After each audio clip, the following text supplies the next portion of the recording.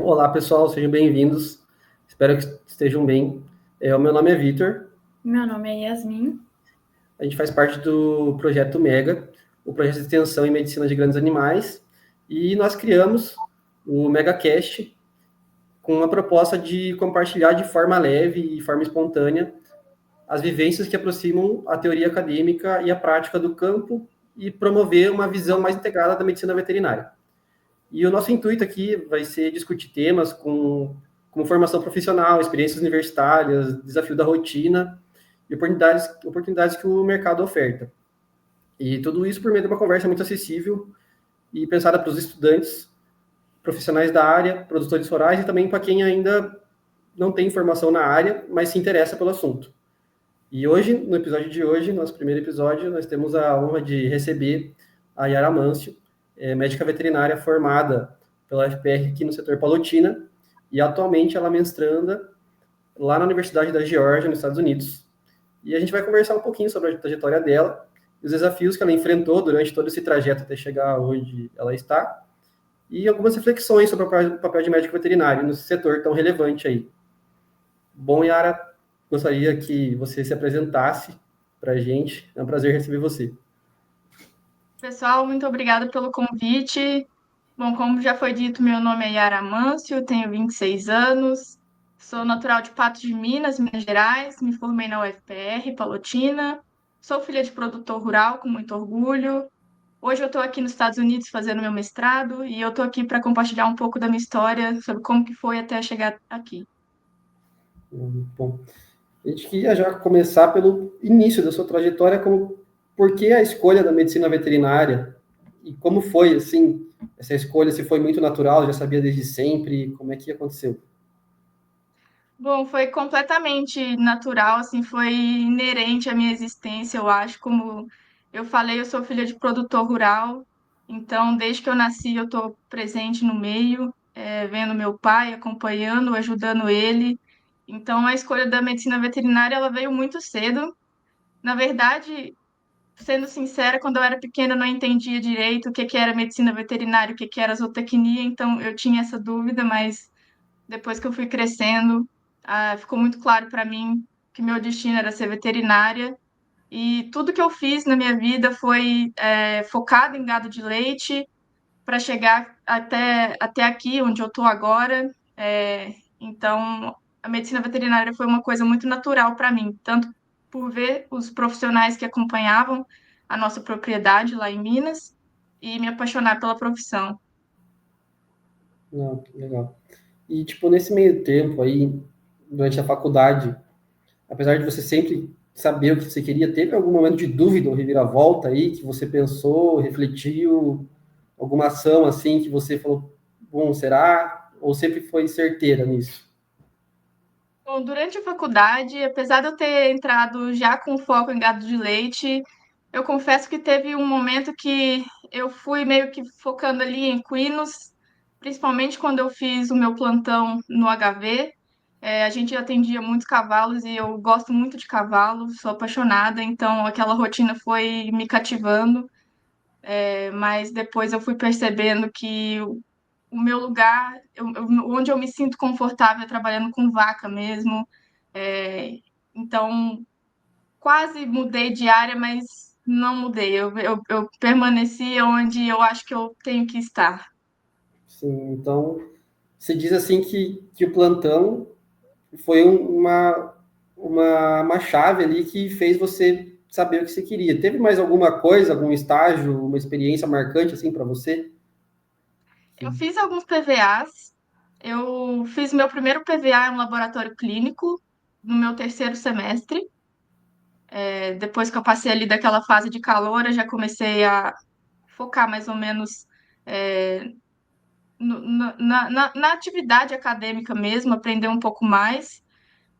Então, eu fiz o meu PVA no laboratório clínico, eu aprendi bastante, apesar de não ser uma área exatamente assim de mexer com vaca, mas é, foi uma área que eu me apaixonei e foi um PVA essencial para depois, quando eu fiz a disciplina de laboratório clínico, foi mais fácil, né, de entender tudo que acontecia ali.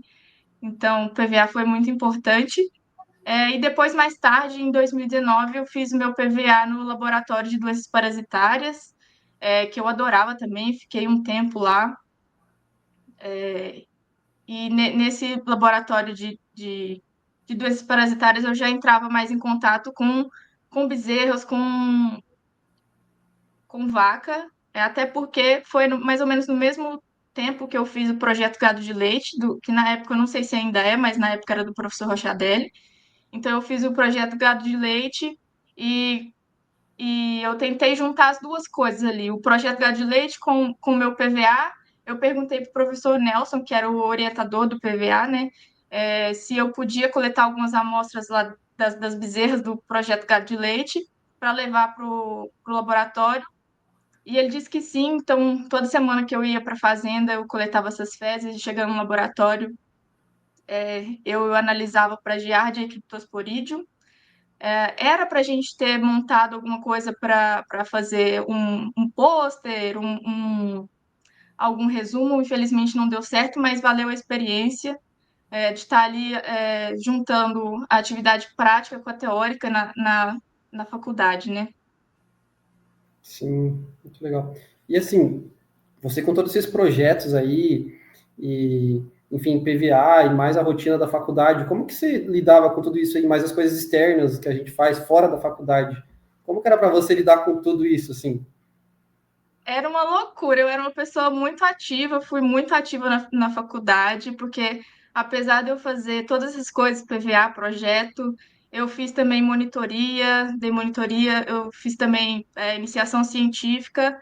Além disso, eu fui do centro acadêmico, era da Feroza, nossa atlética, era da bateria Ferocidade e também fiz parte do Mega, primeiro como diretora de marketing, depois como presidente do Mega. Então, e além disso, eu ainda fazia parte de uma república muito ativa, a Rap da Praia, fui membro fundadora da Rap da Praia. Então, a gente estava sempre muito ativa ali, sempre fazendo eventos sociais. E eu tenho certeza absoluta que todas essas atividades extracurriculares foram muito importantes para o meu desenvolvimento. Eu acredito fielmente que a faculdade não é só sobre a teoria, é também sobre desenvolver como pessoa, aprender a conversar com os outros, fazer conexões. Então, foi uma coisa muito importante para mim estar envolvida com tudo isso, apesar de me deixar um pouco sem tempo, mas foi essencial e hoje eu morro de saudade de tudo. Que bom. É Bom, muito legal saber disso, porque não sim. sei se Yasmin quer fazer uma pergunta. Teve algum momento de dúvida que tu pensou, poxa, será que é isso mesmo que eu quero? Se as atividades, tanto extracurriculares como curriculares, te sobrecarregaram e tu falou, meu, será que é isso que eu quero? Será que é essa faculdade? Então, se teve algum momento de dúvida. Com certeza foi.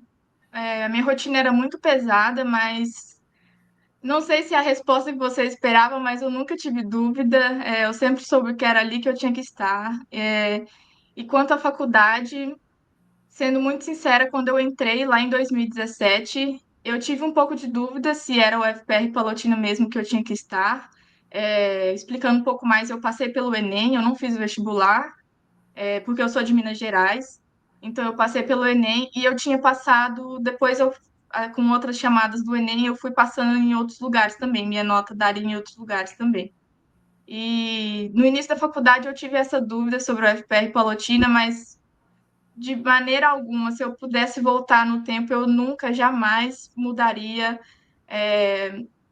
de faculdade. Eu sou completamente apaixonada pelo FPR Palotina, tanto pelos professores, quanto pela cidade, e pelas pessoas que eu convivi durante todo esse tempo. Então, eu sou muito grata por tudo que aconteceu comigo na UFPR e muito grata ao UFPR também. Aproveitando o barco, você é de Minas Gerais, né? E como que foi essa adaptação de sair de Minas Gerais para o Paraná, né? Uma nova cidade. Se tu quiser contar um pouquinho. Foi uma loucura também. Quando eu recebi a notícia que eu tinha sido convocada, Eu estava lá em Patos de Minas, na minha cidade, e era um domingo, e a convocação, a chamada presencial era numa quarta-feira. E aí eu nem sabia o que que era Palotina, eu achava que era um campus de Curitiba, eu não sabia, e eu tive que pesquisar tudo, e principalmente pesquisar como que eu ia chegar até Palotina, porque ia eu e minha mãe e a gente ia de ônibus. E eu não sabia quais ônibus, como que eu ia chegar em Palotina, porque não existe ônibus direto de Patos de Minas para Palotina, né? Então, eu fiz uma pesquisa, fiquei algumas horas no Google tentando cidade com cidade. No final das contas, eram 3 ônibus que eu tinha que pegar, uma viagem aí que varia entre 28 a 30 horas. É, e nisso eu tinha que consegui juntar meus documentos todos, histórico escolar, tinha que ligar na escola na segunda-feira de manhã para juntar todos os meus documentos para poder comparecer quarta-feira de manhã em Palotina. E foi o tempo exato, assim. Eu e minha mãe saímos da minha cidade na segunda-feira à tarde e cheguei em Palotina na terça-feira de noite, tipo de terça para quarta, era meia-noite de terça para quarta. E aí a gente ficou num hotel e na quarta de manhã eu fui para a chamada presencial. E eu tinha certeza absoluta que eu ia ser chamada para o segundo semestre. Então eu pensei, eu vou lá, vou ser chamada, vou entregar meus documentos, fazer a matrícula, vou voltar para Patos e aí no meio do ano eu vou para lá, né? Não. Quando eu fiz a matrícula, a moça já me entregou um papel e falou assim: esse aqui são seus horários de aula, você tem aula amanhã de manhã. E aí eu falei, meu Deus, não tinha roupa, não tinha lugar para morar, não tinha nada. Minha mãe lá comigo, graças a Deus que ela foi. E a gente correu para organizar tudo. É, e nesse dia a gente estava no centro comprando algumas roupas para mim que eu não tinha levado mala, mala grande, né? E aí minha mãe viu um monte de gente pintada no semáforo pedindo coisa. E minha mãe, enxerida, já foi lá perguntar o que que era. E eu morrendo de vergonha, né? E aí ela perguntou e falaram para ela que era o trote da medicina veterinária. E ela já começou, ó, minha filha aqui, ó, acabou de passar. E eu, pelo amor de Deus. Aí já, meus veteranos já foram lá, já me pegaram, já me pintaram tudo. Eu já participei do trote nesse dia.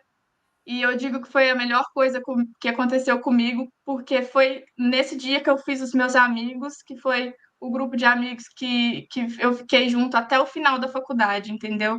Então foi extremamente especial e importante eu ter feito parte do trote. É, mas essa foi a história de como eu fui parar em Palotina. Ah, que legal. E assim, você sendo de longe, assim, bem longe, né? Aparentemente que, pô, Minas para cá, 28, 30 horas. Como que se lidou todo esse tempo aqui, sendo tão longe, assim, longe de família, sabe? Porque, bom, eu e Yasmin também não somos daqui nem da região, e a gente tem que lidar com isso. Como foi para você sabe, lidar com isso tudo assim, novo, do zero, ficar longe, uma vida nova, sozinha, enfim, óbvio com os amigos, mas Sim, eu tinha 18 anos, tinha acabado de sair do terceiro ano. Eu estava muito animada, até porque eu cheguei e já fiz amigos, né? Então foi aquela animação, aquela empolgação. Mas quando minha mãe foi embora, dela ficou uma semana em Palotina comigo. Quando minha mãe foi embora, eu senti bastante. Mas a gente vai, se junta com os amigos ali, os amigos acabam virando uma família, principalmente no início da faculdade. Foi o que me deu forças para ficar, entendeu? E porque até então, no início da faculdade, eu ainda não tinha muita experiência acadêmica mesmo nas áreas que eu queria, é tudo muito introdutório, então o que fez eu ficar foram os meus amigos. E com o passar dos anos, eu só ia para casa nas férias do meio do ano e do final do ano, então eu só ia 2 vezes no ano para casa. A saudade é muito difícil, mas estar rodeada de pessoas especiais faz toda a diferença. É o que fez eu chegar até o final da faculdade, foram as pessoas. sim. E querendo mais saber, assim, você, agora mudando um pouco, Como que você chegou a entrar no Mega, assim, que você falou do Mega, que você participou, e o que ajudou você na sua trajetória também, sabe? Sim, o Mega foi muito importante para mim. Era uma coisa que eu sempre quis, desde que eu entrei na faculdade. Quando eu vi que tinha um grupo de estudos de grandes animais, eu sabia que era ali que eu tinha que estar. Mas até então o Mega era um grupo bem fechado e não abria muita seleção. Então, quando abriu o processo seletivo, eu já me inscrevi. A gente se inscrevia por um formulário e depois tinha uma entrevista. E aí na entrevista eu consegui me sobressair ali, acho que mandei bem na entrevista e fui uma das duas pessoas que foram convidadas para entrar para o Mega. Nessa época eu entrei como diretora de marketing, passei ali algum tempo, se eu não me engano foram dois, 2 anos, 3 anos como diretora de marketing. E depois, em 2022, eu tive a experiência, né, de pegar a presidência do Mega. E aí foi uma virada de chave para mim estar na presidência do Mega, porque era bastante responsabilidade. O grupo, depois da pandemia, deu uma decaída, né? Assim como tudo aconteceu na pandemia, a gente ficou um pouco afastado. Então, eu tinha essa responsabilidade de voltar ao Mega, juntamente com as pessoas que eu escolhi para estar ali do meu lado. Então, eu acho que fez muita diferença a equipe. E o Mega, nossa, foi essencial para mim, principalmente ter que resolver as coisas, aprender a resolver as coisas, aprender a conversar com pessoas de fora, para organizar curso, para organizar qualquer tipo de coisa que for. Então, isso faz muita diferença para quando você chega na vida real. Você tem que conversar com diferentes pessoas, e você tem que saber conversar com essas pessoas, né?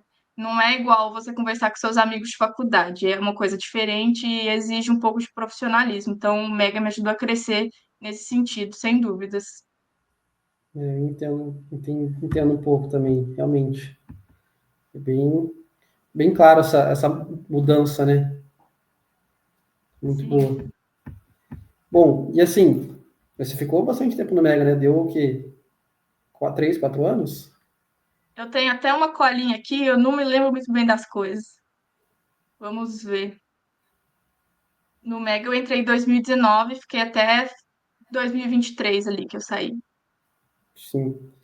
A gente viu também no seu currículo muitas publicações, né? Muitas publicações aqui, inclusive, foram feitas aqui na UFPR.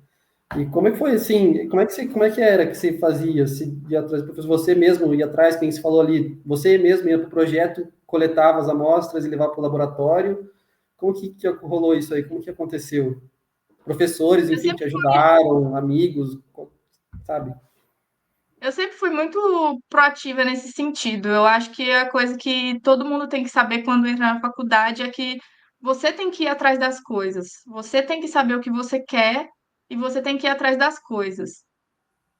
Tanto é que quando foi o meu primeiro PVA, eu só fiz o meu primeiro PVA no terceiro semestre, que eu acho um pouco tarde, assim. Eu acho que o calouro ele tem que começar já indo atrás das coisas. Mas como eu entrei com o barco andando, eu entrei no meio do. O semestre já tinha começado quando eu entrei, eu não sabia como funcionavam as coisas, então eu precisei ir atrás de tudo. E assim foi para o resto da minha faculdade. Eu ia conversar com os professores, eu ia pedir oportunidade, eu ia perguntar se ele tinha algum trabalho acontecendo, se planejava fazer alguma publicação de resumo em algum congresso, se tinha alguma coisa para eu trabalhar junto. Eu fiz isso com vários professores. E em 2019 eu tive a oportunidade de ser monitora do professor Américo, que era professor de forragicultura e pastagens até então. Então fui monitora dele e conversando com ele se ele tinha alguma oportunidade, ele abriu um processo de iniciação científica e eu fiz minha primeira iniciação científica com ele em 2019, com forragicultura, era de comportamento ingestivo em vaca, só que como aconteceu a pandemia, nosso projeto ficou meio abalado, não deu para finalizar da forma que a gente queria, mas eu consegui finalizar essa iniciação científica. Depois, mais tarde, eu fiz uma segunda iniciação científica com o professor Zé Antônio, que é um professor muito querido e muito próximo, amigo meu, da minha família. É um professor que eu tenho imensa gratidão, porque eu estou aqui hoje na Universidade da Geórgia por causa dele. Então, nossa relação começou quando eu fiz a minha iniciação científica com ele, e dessa iniciação científica nasceu alguns resumos que a gente enviou para o Congresso de Buiatria, tanto meu como primeira autora, como de outras pessoas que eu estava como segunda autora, não segunda autora, mas coautora. E então isso foi muito importante. Se tem uma dica que eu posso deixar para as pessoas que estão assistindo agora, que estão meio perdidas no início da faculdade, não sabem muito bem o que fazer, como chegar nos lugares, o que é que tem que falar com os professores. Só chega e pergunta se tem alguma oportunidade, entendeu? Uma vez eu ouvi essa frase, e para mim é uma frase muito verdadeira, que eu ouvi numa palestra da Tainá Minella, que ela também é uma estudante que está aqui nos Estados Unidos, e ela falou que o seu sonho pode estar a 1,5 de distância. E isso é muito verdade. Às vezes, tudo aquilo que você quer, tudo aquilo que você sonha, você não sabe como chegar lá, só pergunta, só manda um e-mail, manda uma mensagem, vai na sala do professor, pergunta para ele se tem alguma oportunidade, porque às vezes tem e você nem imagina. O famoso não você já tem, né? Basta você Exatamente. ir atrás para saber. Sim. Enfim, então, Inclusive, eu estou fazendo produção de conteúdo agora, né? Estou no 5º semestre e eu tenho uma aula com o professor Zé e eu tenho certeza que ele tem esse mesmo carinho por você, porque, inclusive, ele te cita em aula e tudo mais e dá exemplos relacionados a Yara. E eu falei para ele que a gente ia estar fazendo essa gravação e ele pediu também para mandar para ele assistir. Então, acho que, como você disse, né, ser uma pessoa proativa, que corre atrás, que realmente dá a cara a tapa, né, vale a pena, porque de alguma forma vai marcar a vida das pessoas e vai acabar te abrindo portas. Então, achei muito legal isso. Com certeza. É isso aí. bom, mas agora pulando um pouco, né, da faculdade, não sei se quer mais citar mais alguma coisa da faculdade, o final da faculdade, seu estágio obrigatório, como que foi tudo isso pra O meu gente. estágio obrigatório eu consegui fazer no meu lugar dos sonhos. Fiz em 2 lugares. Um que já era o meu lugar dos sonhos e um outro que, depois que eu fiz o estágio lá, foi que eu entendi qual tipo de profissional que eu queria ser. O primeiro lugar que eu citei é a Clínica de Bovinos de Garanhuns, que é um lugar extraordinário para qualquer buiatra. Que buiatra é o profissional que trabalha, né, na clínica de bovinos. Lá eles têm todas as áreas da medicina veterinária virado para ruminantes. Eles atendem bovinos, caprinos e ovinos. Eles têm clínica médica, clínica cirúrgica, diagnóstico por imagem, laboratório clínico, necrópsia, né, que é a área de patologia. E a rotina deles é muito intensa, eles recebem muitos animais mesmo. É, assim, uma coisa que eu nunca vi na minha vida, a quantidade de vaca que chega para eles lá no hospital. E quando o animal chega para eles lá no hospital, eles têm uma rotina muito específica, seguem uma rotina muito específica, passa por todas as áreas, os animais fazem todos os tipos de exame, para conseguir chegar no diagnóstico, e eles são muito bem tratados lá. Eu me apaixonei por esse estágio. Eu acho que todo mundo que gosta de buiatria, todo mundo que gosta dessa área de bovinos, precisa tentar fazer um estágio lá. Eu não sei exatamente se eles aceitam só estágio curricular, mas é um lugar que eu recomendo muito, muito mesmo. Se a pessoa tem esse foco na clínica ou clínica cirúrgica, eu recomendo muito. E o outro lugar que eu fiz foi na Zarré, Centro Veterinário. O Eduardo, ele foi residente da clínica de bovinos antes dele abrir a Zarré. Então, a, a, a filosofia dele de atendimento segue muito a filosofia da clínica de bovinos, e é o tipo de profissional. Depois que eu fiz o meu estágio lá, eu vi que era o tipo de profissional que eu queria ser na clínica, né? Um cuidado muito atencioso aos animais, com os exames muito meticulosos, entendeu? Para você chegar num diagnóstico que não é achismo. Você realmente chega no diagnóstico. Então, foram 2 estágios para mim que, cara, mudaram minha vida, mudaram minha visão de profissional que eu queria ser depois que eu me formasse. Certo. E, assim, teve uma grande diferença depois do sua experiência no estágio e depois como veterinária formada já no seu primeiro emprego? Sim, meu primeiro emprego, apesar de ter sido junto com meu pai na fazenda, eu era funcionária como qualquer pessoa.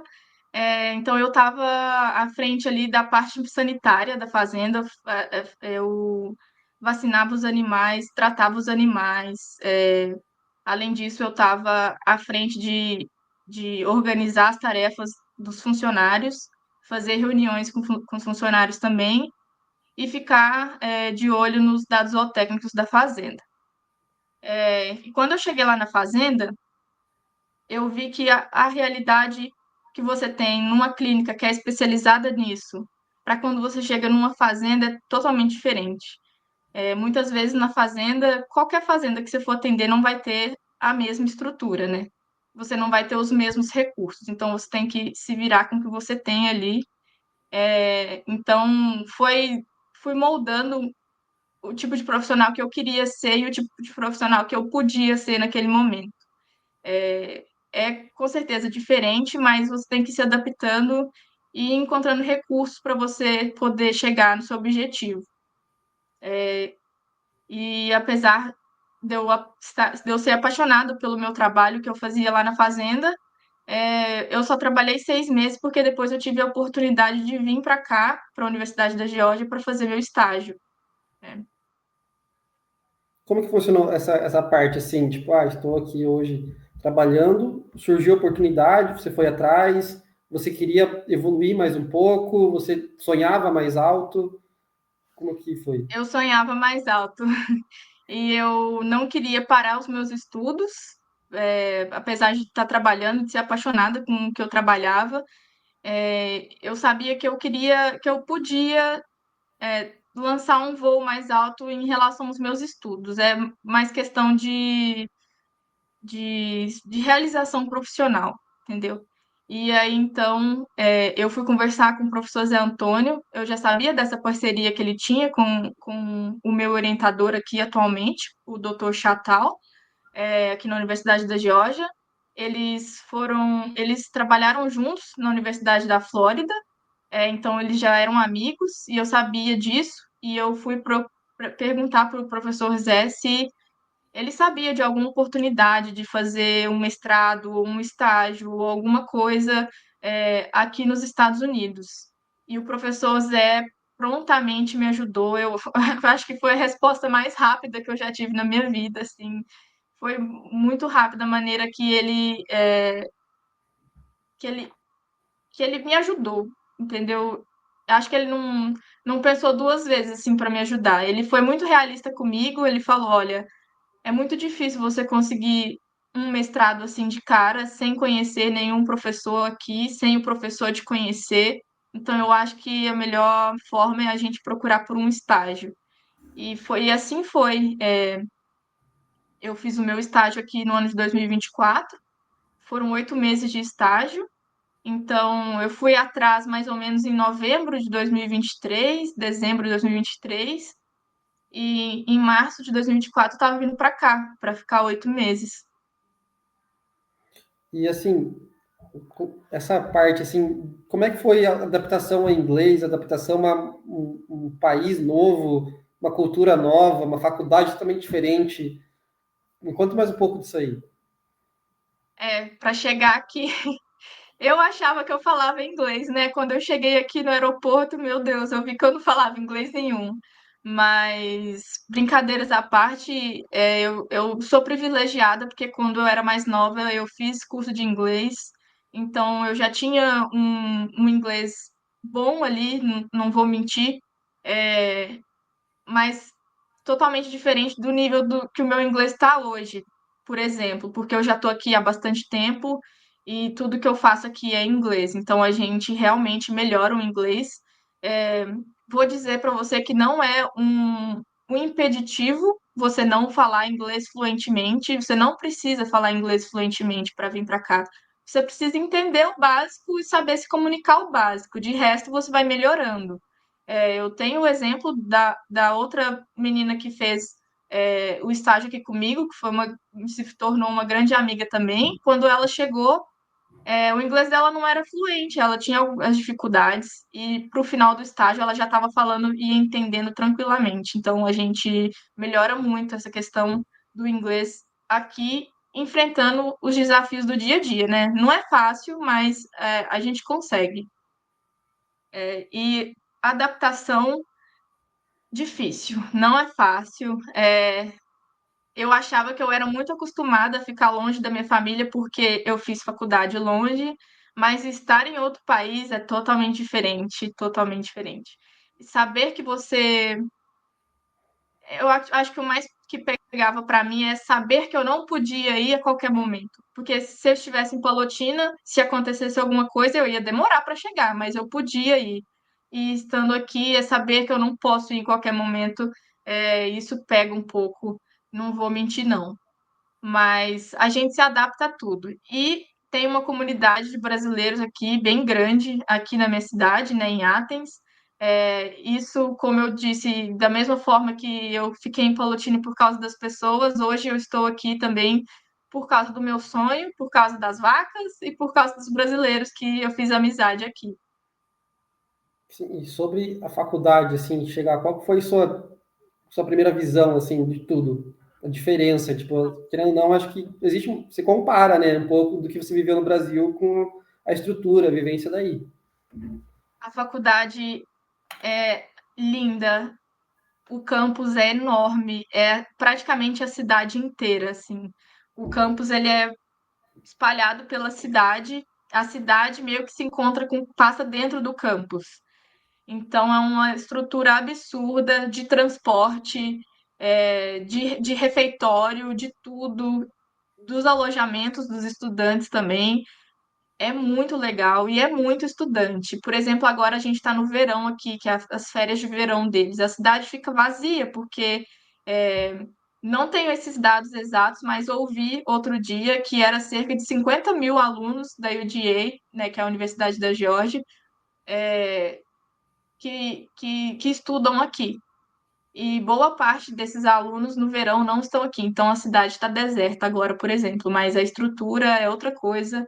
E a universidade tem a fazenda, né? Que é, é ela existe por causa dos estudantes.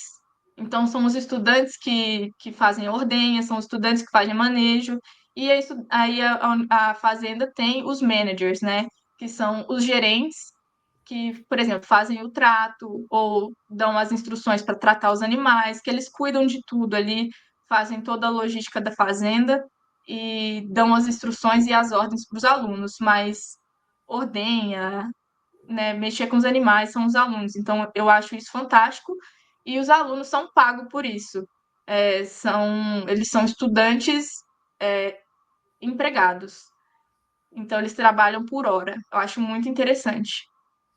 Bem interessante mesmo, até porque a gente precisa da rotina da lida do animal, né? Eu acho bem interessante isso. É. Bom, o que você gostaria, assim, de ter ouvido na graduação? A Yara de antigamente, você falaria para a Yara de antigamente. O que você gostaria de falar para ela, assim, tipo, uma dica que vai ser essencial aqui na sua vida? Cara, eu acho que seria isso de o seu sonho estar a 1,5 de distância. Porque se eu soubesse disso antes, eu acho que eu teria aproveitado melhor minha graduação, teria feito mais estágios em outros lugares. Que era meu sonho, mas eu achava muito impossível, que hoje em dia eu vejo que não é impossível. Hoje em dia tem bastante gente fazendo estágio em outras universidades, por exemplo, universidades prestigiadas, e na minha época eu achava que era impossível eu conseguir, por exemplo, ir para o UFMG fazer um estágio. Mas não, a gente tem que inclusive foi uma coisa que eu não realizei, né, esse sonho, porque eu não acreditava nele. E a gente tem que acreditar e ir atrás. Não tem vergonha. Se você tem vergonha de falar pessoalmente, não tem problema. Manda um e-mail, sabe? Escreve alguma coisa, manda uma mensagem.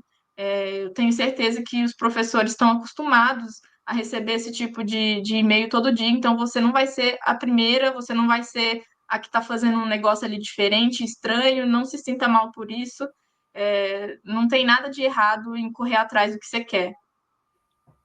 É que às vezes a gente, como estudante, a gente tem meio que um preconceito de a gente sabe, quero ir para fora, enfim, quero ir para tal país, de mandar um e-mail e ser ignorado e ver como um negócio muito difícil, sabe? Tipo, eles recebem, cara, vários e-mails sobre isso por dia. Então, Exatamente. sabe, a gente tem meio que esse negócio que já dá um bloqueio. Mas eu concordo com você que apenas tente, né? Mande e-mails, se Sim. necessário, 2, 3, até o sonhar Um ponto alto e fraco sonhar baixo um ponto, é a mesma energia que você gasta, né? Então vale a pena se sonhar alto, que a energia é a é, mesma. um ponto fraco meu era sempre ficar pensando na concorrência, sabe? E, cara, muitas vezes a gente nem tem concorrência e a gente não sabe disso. Independente se tem também, confia no seu taco. Se você não está preparado para tal coisa hoje, às vezes você precisa de mais algumas oportunidades para ganhar mais experiência, para depois no futuro estar preparado para uma outra oportunidade. Então, não deixe passando oportunidade, sabe? É, E a principal coisa que você precisa fazer quando você entra na faculdade é saber onde você quer chegar. Não precisa saber exatamente, nossa, quero trabalhar exatamente com isso em tal lugar quando eu me formar. Não, sabe pelo menos a área que você quer chegar. E se você não sabe, eu tenho muitos grandes amigos que foram se encontrando durante a faculdade. Então, para essas pessoas que ainda não sabem, eu dou a dica de fazer PVA em tudo quanto é lugar. Faz PVA em tudo quanto é lugar. Você tem alguns semestres aí de faculdade e vai aproveitando para conhecer cada área da veterinária. É, inclusive, não desanime que tem algumas áreas que você só vai conhecer para o final do curso. E isso acontece com muita gente, chega no final do curso, faz algumas matérias que só são lá no nono semestre, por exemplo, e se apaixona por aquela matéria. E hoje trabalha com isso. Então, tudo dê tempo ao tempo, vai ali analisando suas opções, e esteja presente, viva presente no seu futuro.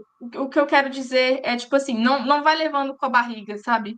Esteja sintonizada ali nas coisas que está acontecendo, o que você está gostando, o que você não está. Vai analisando sua vida, faça essa análise aí, às vezes, para você ir direcionando a sua história, né? Eu acho que isso é muito importante. E foi uma coisa que eu fiz bastante. Eu sempre estava ligada ali no que eu estava fazendo, no que eu estava deixando de fazer, o que eu podia fazer para chegar onde eu queria chegar.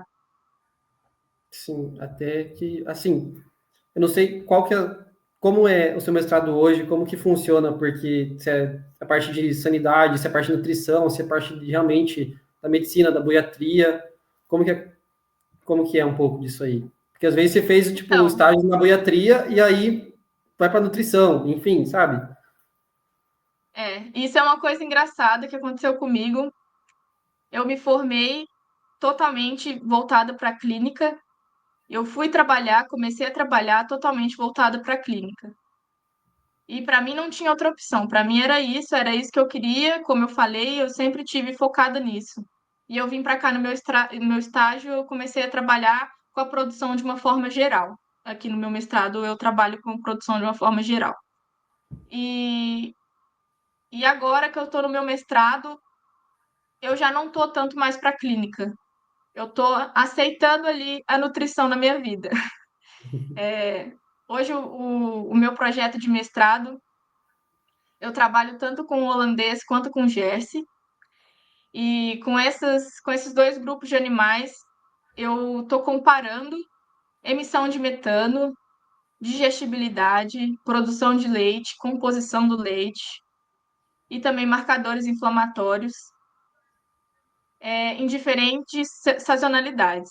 A gente fez a primeira parte do projeto na primavera e agora a gente está fazendo a parte do verão. Então agora entra um pouco de estresse térmico. Então eu estou vendo ali as diferenças de respostas dessas duas raças frente à diferente estação do ano. Então, não tem nada a ver com clínica que eu estou fazendo, apesar de que no meu dia a dia eu tenho que estar ligada nos animais para ver se está todo mundo bem, se está acontecendo alguma coisa, para que eu possa pedir a ajuda do pessoal da fazenda, que são os responsáveis por fazer a clínica dos animais. Sim. Eu não sei como é que funciona aí, só uma dúvida minha. Como você, para ser médico veterinário nos Estados Unidos, se você consegue atuar na clínica ou se você teria que validar o seu diploma ou, tipo, o seu mestrado não exige essa parte, sabe? Eu gostaria de entender um pouco isso. Mas, enfim, Sim, desculpa o interromper. mestrado aqui que eu faço é Animal and Dairy Science, ciência animal e ciência do leite. Eu não trabalho como veterinária aqui. Para qualquer pessoa que seja veterinário no Brasil, para trabalhar como veterinário aqui, precisa validar o diploma ou passar por uma residência aqui no colégio de veterinária. Hoje o meu trabalho ele é mais voltado para zootecnia do que para veterinária. Mas é totalmente possível. Conheço, inclusive, alguns brasileiros que já validaram o diploma e conheço um brasileiro que está validando o diploma dele. Não é uma coisa impossível, não é fácil, mas é possível, entendeu? Sim, certo. Não sei se te interrompi, se queria falar alguma coisa antes. Enfim, desculpa, você estava no papo do. Não, só queria explicar um pouco mais do meu projeto. É um projeto que eu sou apaixonada, assim. Nossa rotina é muito intensa, minha e dos meus estagiários, que eu sou muito grata por eles. É, mas é isso. Eu tô me dedicando 100% a esse projeto. E depois o que vai vir dele, que são meus filhos, são minhas publicações. É, vamos, vamos ver se a gente consegue chegar no Journal of Dairy Science, que é o maior do mundo hoje. É o que a gente espera, é a nossa meta. Vamos ver como que vai ir depois as nossas publicações.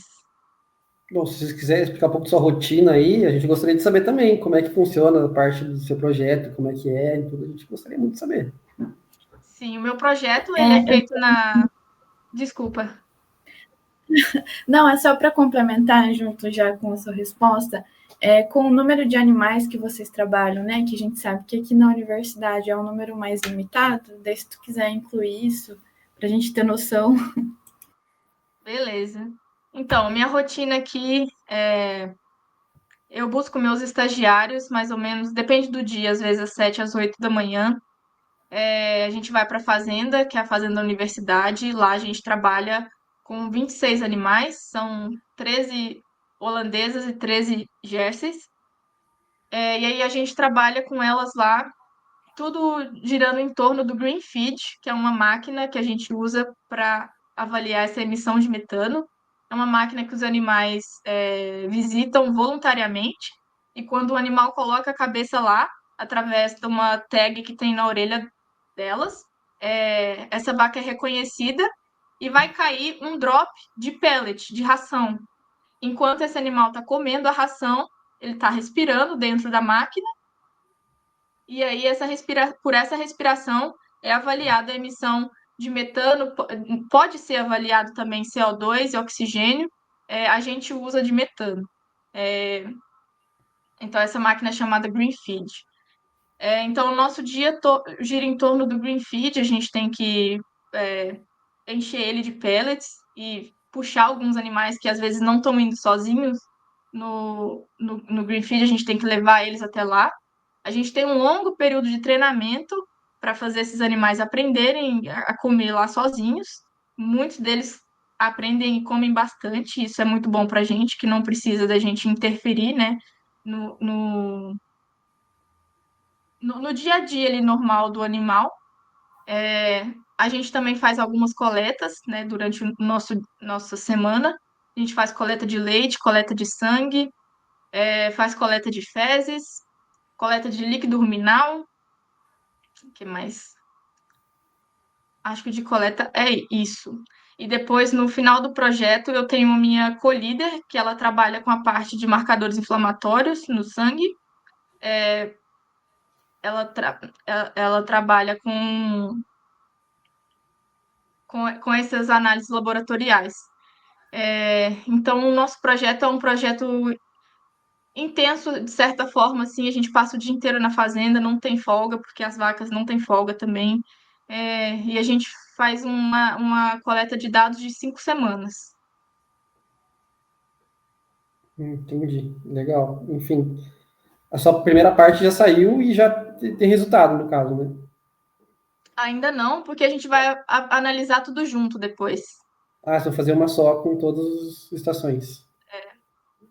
E assim, tem mais mestrandos com outros projetos, ou como é que é aí? Tipo, rola, tem mais animais na fazenda, o tamanho dessa fazenda, como é que é? Sim, a fazenda da universidade tem em torno de 150 animais. Se não me engano, são 80 holandeses e o resto Jersey. No nosso laboratório, a gente tem outros estudantes também. Tem o Tiago, que também é brasileiro, é, e ele está se formando agora. Tem a Carol, que também é brasileira, e o Tiago é PhD, a Carol também é PhD, a Carol se forma acho que em 2 anos. Tem a Jean, que é chinesa, ela é PhD também, se forma ano que vem. Então, tem sim outros alunos no meu laboratório. Entendi. E assim, você, nessa sua trajetória inteira, como foi, como mulher, assim, passar por tudo isso, ou ir para uma fazenda, sabe? Trabalhar 6 meses, enfim, como que foi, assim, essa parte para você? Se houve alguma coisa, sabe? Como a gente pode ver, assim, por exemplo, eu vejo, hoje o Mega, eu acho que 90% são as meninas, só tem eu, assim, e acho que gostaria que você falasse um pouco, assim, para dar um incentivo, alguns perrengues, algumas dificuldades que vocês passam, mas que nada impede, assim, de estar onde está, sabe? Com certeza. É intimidador. Quando eu fui trabalhar na fazenda, eu era responsável por conversar com os funcionários, resolver problemas e também designar atividades no dia a dia ali, organizar a rotina deles e fazer reunião com eles. Foi muito intimidador. No início, não me respeitavam muito, mas eu acho que com conversa e com postura, principalmente, você consegue trazer essas pessoas para perto de você. Você tem que conhecer com quem você está falando para poder adequar o seu discurso. Igual eu falei anteriormente, não é da mesma forma que você conversa com seu amigo, que você conversa com eles também, entendeu? Você tem que adequar o seu discurso para trazer as pessoas para perto de você, e eu acho que o mais importante é a postura. Levanta a cabeça, esquece isso de que você é mulher, não se coloca para baixo por isso. Eu acho que, igual o Vitor falou, nada impede de você estar nessa posição. É, e eu consegui ter uma boa relação com os funcionários da fazenda, por conversar bastante com eles, né? E conseguir entender o problema deles e tentar de alguma forma resolver. Mas você tem que ter postura, não se colocar numa posição inferior a eles, entendeu? E não tentar ser a maioral, a superior de tudo, não. Você tenta se colocar de igual para igual ali, mas mantendo uma relação de respeito. Muito, muito bom. Enfim, vamos já caminhando para o encerramento. Assim, eu queria que você desse uma dica para quem está na faculdade, ou começando agora, ou querendo entrar agora, uma indicação de, enfim, livro, perfis, eventos, referências que marcaram você, algo assim para quem gosta da área, assim, quer seguir.